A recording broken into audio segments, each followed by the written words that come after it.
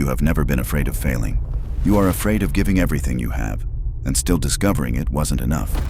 There is a specific kind of person who gets in their own way. Not when things are going badly, not when the challenge is too hard, but exactly when things are about to work, exactly when the effort is about to pay off, exactly when someone finally sees them the way they always wanted to be seen. That is when they blow it up. I know you know what I am talking about, because you have done it. More than once, in more than one area of your life.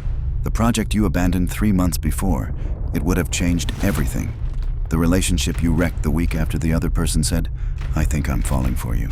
The discipline you dismantled the morning after you made real progress for the first time in months. You called it self-sabotage. You called it your pattern. You called it something wrong with you. Here is what I want you to understand before this video is over. There is nothing wrong with you. You are running a protection system so sophisticated, so old, and so automatic that you have been confusing it with your personality for your entire adult life. And the Norse had a name for it 1,000 years ago. They called it Ragnarok.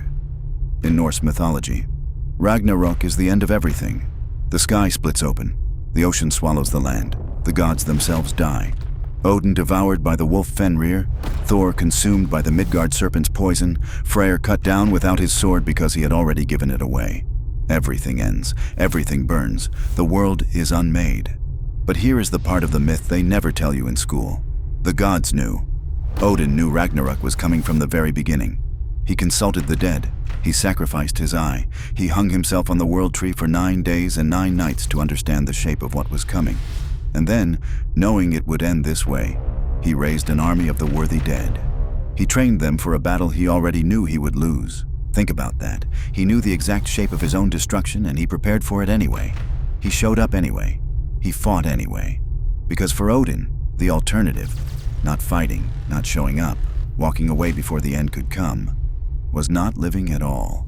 And I want you to consider the possibility that something in you has been running Ragnarok in reverse.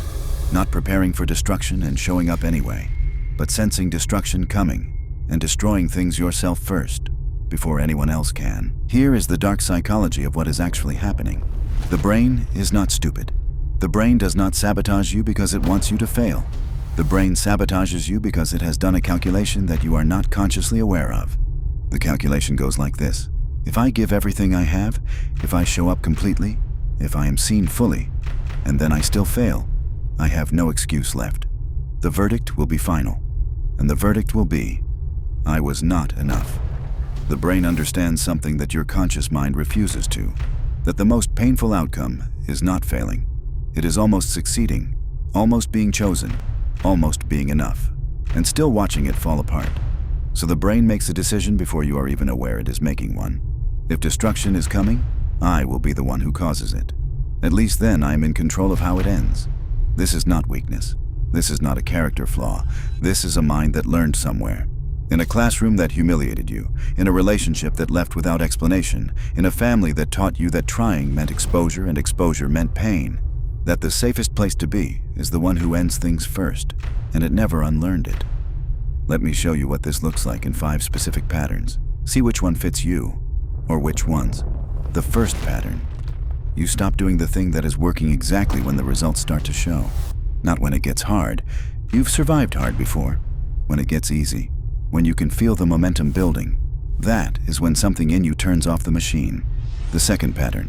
You pick a fight with the person the week they tell you they love you, or the week they show you they are going to stay. Not when you feel unsafe. When you finally feel safe. That is when you detonate it.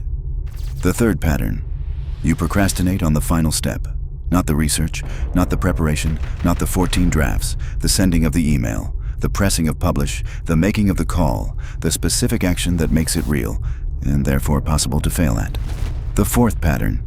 You redefine the goal when you are within reach of it. Suddenly the standard shifts. The target moves. The version of success you were working toward becomes not good enough, so you never have to find out if you could have reached it. The fifth pattern. You get sick, you get injured, you get overwhelmed. Exactly at the moment when everything you have built is about to be tested for the first time. The body stages a Ragnarok of its own, because the mind sent it the signal. The Norse gods walked toward their destruction with their eyes fully open. You have been walking away from yours while telling yourself you just aren't ready yet. Here is what all 5 patterns have in common. They all run for the same reason. Not fear of failure, fear of the verdict. There is a difference. When you fail at something you did not try for, you can always tell yourself, I wasn't even really trying. I could have done it if I wanted to. I just didn't care enough. That story protects you. It keeps the possibility alive. The dream survives. The potential is still intact. But if you try completely, if you give it everything, if you show up fully with nothing held back, and then it still falls apart, the verdict is in. And there is no story left to tell. The Ragnarök pattern runs to prevent the verdict from ever arriving. 1.5 second silence. The gods of Norse mythology were not afraid of the battle they would lose. They were afraid of never finding out who they were when they finally had to face the thing they could not control. You are afraid of the same thing, not losing, finding out. Odin understood something that took me a long time to see. The problem was never the battle. The problem was never the risk. The problem was never even the losing. The problem was the gap between who he believed he was and who the battle would reveal him to be. He trained for Ragnarok not because he thought he would win. He trained because he refused to die without knowing what he was made of. You have been protecting yourself from the same knowledge your entire life. Not from failure. From the discovery of your own limits. From the verdict. So what do you do with this? I am not going to give you 5 steps to overcome your self-sabotage. You have already watched those videos. They did not work. Not because you are incapable of following steps, because the pattern runs deeper than steps can reach. What Odin did was something different. He did not try to prevent Ragnarok. He did not try to talk himself out of the fear. He did not try to pretend that the destruction was not coming. He sat with the knowledge of it. He studied the shape of it. He learned the name of the wolf that would swallow him. And then he made a decision. I will find out what I am made of even if the finding out costs me everything. That is not a solution to the Ragnarök pattern. That is the only honest response to it. The pattern will run again. Your brain will look for the exit again. The familiar pull toward the door will come exactly when it always comes, the moment something starts to matter. And when it does, remember that the gods who showed up to the battle they could not win are the ones whose names are still spoken 1,000 years later. And ask yourself, what have you been protecting yourself from discovering about yourself? And is that protection still worth what it is costing you?